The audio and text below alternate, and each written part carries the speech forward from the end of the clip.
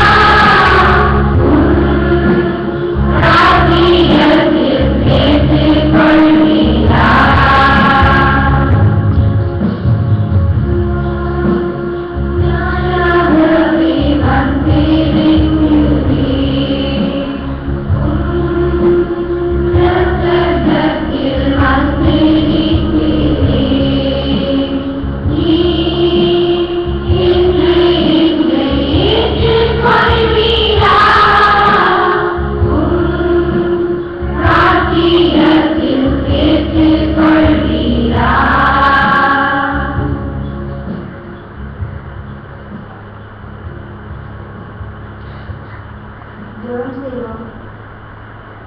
நாங்கள் யாரையும் எங்களுடைய பாவங்களை கர்த்தருடைய பாதத்தில் ஒப்படைப்போம். ஆண்டவரே, நாங்களாக வரவில்லை சுவாமி, பாவிகளாகவே உமதண்டையில் வந்திருக்கிறோம் ராஜா. நாங்கள் செய்த பாவங்களை உமதண்டையில் அடக்கி எடுக்கின்றோம். உமக்கு விரோதமாக எங்கள் சிந்தை, பேச்சு, செயல்களால் நாங்கள் செய்த ஒவ்வொரு பாவங்களையும் உணர்ந்து அவற்றுக்காக புலம்பி சுத்தப்படுத்தும் ராஜா. நாங்கள் முழு மனதுடன் உமது கண்ணீரை நாடி இருக்கின்றோம்.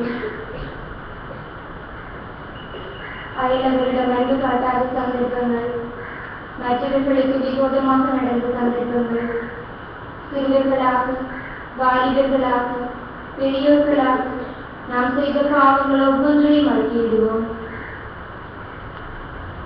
பாவங்களை வளர்க்கிறவன் வாழ்வடைய மாட்டான், அவற்றை அறிக்கை செய்து விட்டு இருக்கிறதனோ இரக்கம் பெறுவான் என்று கூறிய ஆண்டவரே, உங்களுடைய மனதில் உள்ள பாவங்கள் மற்றவர்களுக்கு தெரியாமல் நாங்கள் செய்த பாவங்கள் ஒவ்வொன்றையும் நீர் அறிந்திருக்கிறீர் சுவாமி. நீதாமே எங்களுடைய பாவங்கள் எல்லாவற்றையும் மன்னிக்கும்படியாக ஜெபிக்கிறோம். உண்மை மறந்த சந்தர்ப்பங்களை நினைத்து பார்க்கின்றோம் கர்த்தாவே.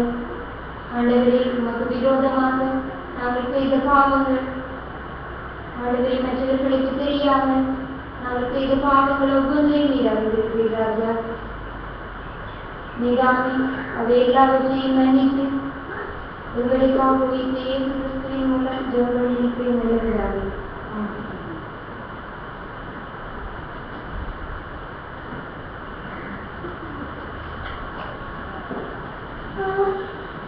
சபையார் யாவரும் அமர்ந்திருந்து எமது பாட புத்தகத்தில் உள்ள 106வது பாடலை சேர்ந்து பாடுவோம்.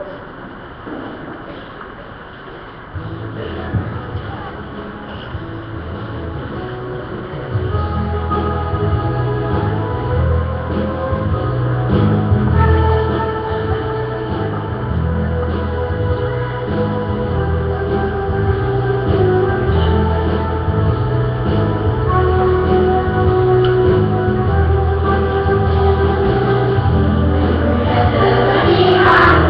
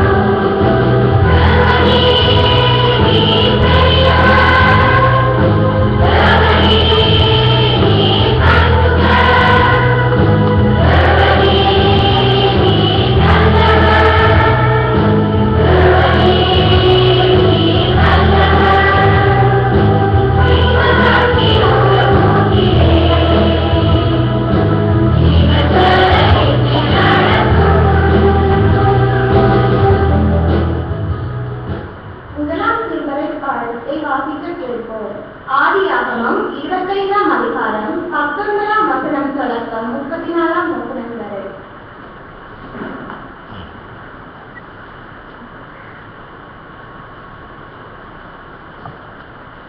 மூன்றாம் வேத பாடம் ஆதியாகமம் 25ஆம் அதிகாரம் 19 தொடக்கம் 34 வரை. ஆதியாகமம் 25 19 தொடக்கம் 34 வரை.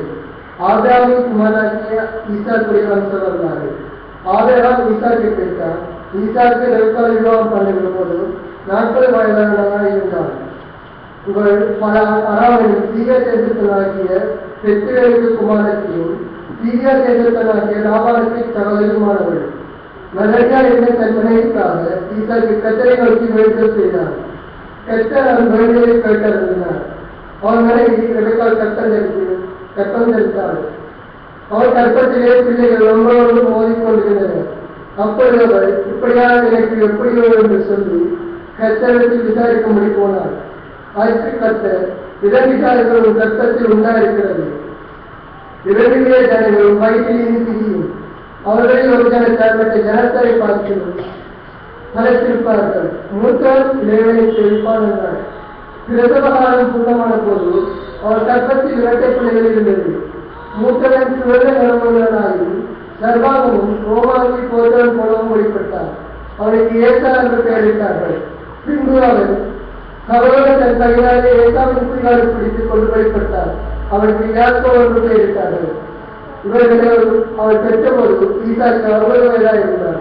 இந்த பிள்ளைகள் பெரியவரான போது ஏசா வேட்டை ராஜாவிடம் வனச்சரியுமாய் இருந்தார். யாக்கோ குடத்தாடியும் கூடாரவாசியுமாய் இருந்தார். ஏசா வேட்டையாடிக் கொண்டு வருகிறது ஈசாக்கு வாய்ப்பு ருசியமாய் இருந்தார்கள். ஏசாவின் மேல் பட்சமாய் இருந்தார். ரெபெக்காள் யாக்கோவின் மேல் பட்சமாய் இருந்தார். ஒரு நாள் ஏசா வெளியிலிருந்து கலைத்து வந்தபோது யாக்கோவு கூழ் சமைத்துக் கொண்டிருந்தார். அப்பொழுது ஏசா யாக்கோவை நோக்கி, அந்த சோப்பான புள்ளியை நான் சாப்பிட கொஞ்சம் சார் இடைத்திருக்கிறேன் என்றார். இதனாலே அவனுக்கு ஏதோம் என்கிற பேர் உண்டாயிற்று. அப்பொழுது யாக்கோவு, உன் சிரேஷ்ட புத்திரபாதத்தை எனக்கு விட்டுக் கொடு என்றார். அதற்கு ஏசா, இதோ நான் சாக போகிறேன், இந்த சிரேஷ்ட புத்திரபாதம் எனக்கு தெரிந்ததற்கு என்றார். அப்பொழுது யாக்கோவு, இன்று எனக்கு ஆணையிட்டுக் கொடு என்றார். அவன் யாக்கோவுக்கு ஆணையிட்டு தன் சிரேஷ்ட புத்திரபாதத்தை அவனுக்கு விட்டுப் போட்டார். அப்பொழுது யாக்கோவு ஏசாவுக்கு அப்பத்தையும் பயிற்றமுறையும் கொடுத்தார். அவள் புசித்து குடித்து எழுந்திருந்து போய்விட்டார். இப்படி ஏசா தன் சிரேஷ்ட புத்திரபாதத்தை அச்சம் பண்ணினார்.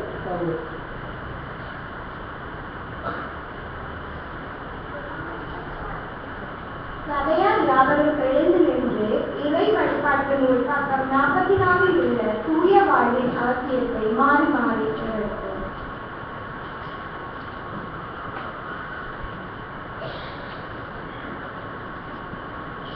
தம் எளிய ஆன்மீக நிலையை உணர்ந்தவர்கள் நற்பெயர் பெற்றவர்கள்.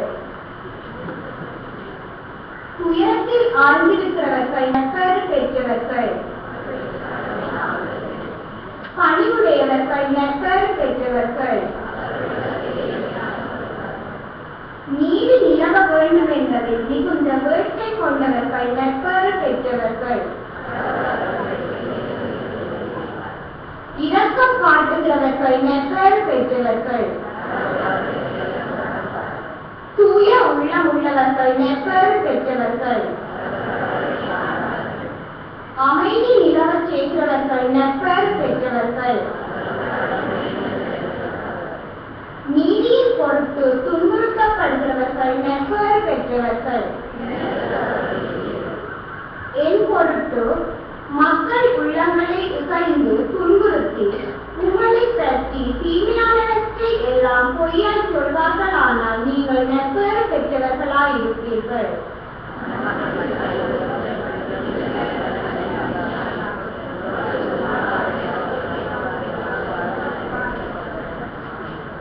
தொடர்ந்து 46ஆம் பக்கத்தில் உள்ள திருத்தூதர் கட்டுரையை சேர்ந்து சொல்லுவோம்.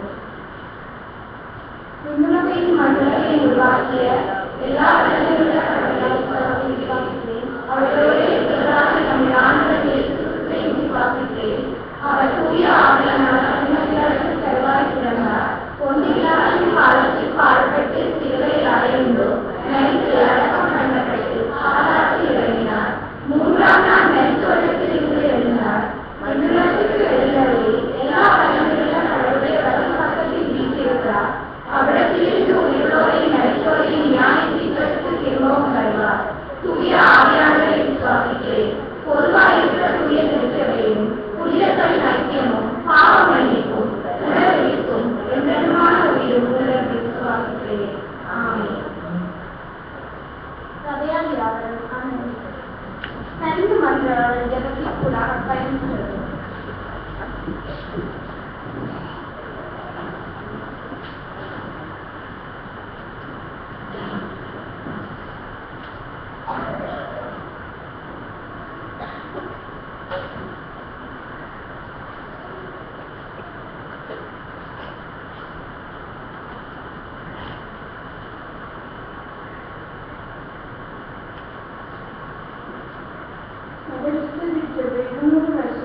வருஷங்களை தலைமுறைக்காக நாம் கொண்டாடுவோம்.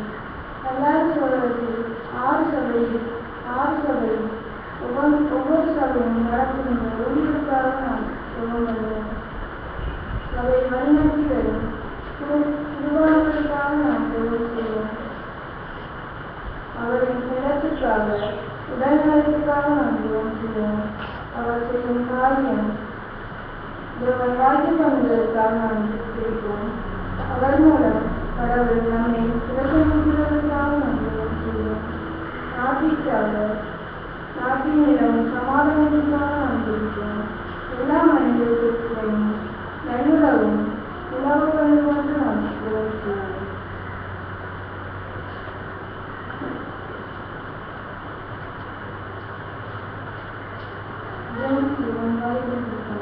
அன்புள்ள ஆண்டவரே சுவாமி, உங்கள் ஆராதனையை வாய்கள் நடத்துவதற்கு உங்கள் தருணத்தை தந்தமைக்காக நன்றி சொல்கின்றோம். ஒவ்வொரு வாய்வர்களையும் உங்களுடைய திறமையை ஏற்படுத்துகின்றோம். வாய்வர்கள் உங்களுடைய பணியை செய்வதற்கு உமது ஞானத்தையும் கருத்தையும் தர வேண்டும் என்று நன்றாடுகின்றோம். உங்களால் விடப்பட்டவர்களாக இருந்தும் உங்களை தங்களின் வாழ்க்கை தரத்தை நினைக்காமலும் உங்களுடைய பணிகளை அலட்சியம் செய்து உலக போட்டியில் வாழ்ந்து கொண்டிருக்கின்ற வாய்ப்புகளை நீங்கள் சந்திக்க வேண்டும். அவர்களோடு பேச வேண்டும் கர்த்தாவே. அவர்களும் உங்களுடைய பணியை புரிந்து கொள்ள உங்களுடைய ஆவியினால் வழிநடத்த வேண்டும் என்று நாம் பார்க்கின்றோம். உங்களுக்கு பிரியமில்லாத மது, போதைகளுக்கு, விபச்சாரம், துன்மாற்றம் ஆகியவற்றிலே ஈடுபட்டுக் கொண்டிருக்கும் வாய்ப்புகளை நீங்களே சந்திக்கவும் நல்வழிப்படுத்தவும் வேண்டும் என்று மன்றாடுகின்றோம். அது மட்டுமில்லாமல் கர்த்தாவே, உங்களுடைய திருச்சபையில் உள்ள வாலிபர்களை இன்னும் உற்சாகமாய் இணைந்து பணி செய்ய ஆவியின் கருத்தை கொடுத்து நல்ல ஞானத்தையும் அறிவையும் தந்து பொருளாதார தேர்வுகளை சந்தித்து வழிநடத்த வேண்டும் என்று மன்றாடுகின்றோம். தொழிலில்லாத வாலிபர்களுக்கு அவர்கள் கற்ற கல்விக்கு ஏற்ற தொழிலை பெறுமாறு மன்றாடுகின்றோம். திருமணத்திற்காக காத்திருக்கும் வாலிபர்களுக்கு ஏற்ற காலத்திலே ஏற்ற குழுக்களை ஏற்படுத்தி பெறுமாறு மன்றாடுகின்றோம். எல்லா வாய்ப்புகளையும் நீங்கள் தாமே பொருட்களுக்கு ஆசீர்வதித்து பெறுமாறு மன்றாடுகின்றோம்.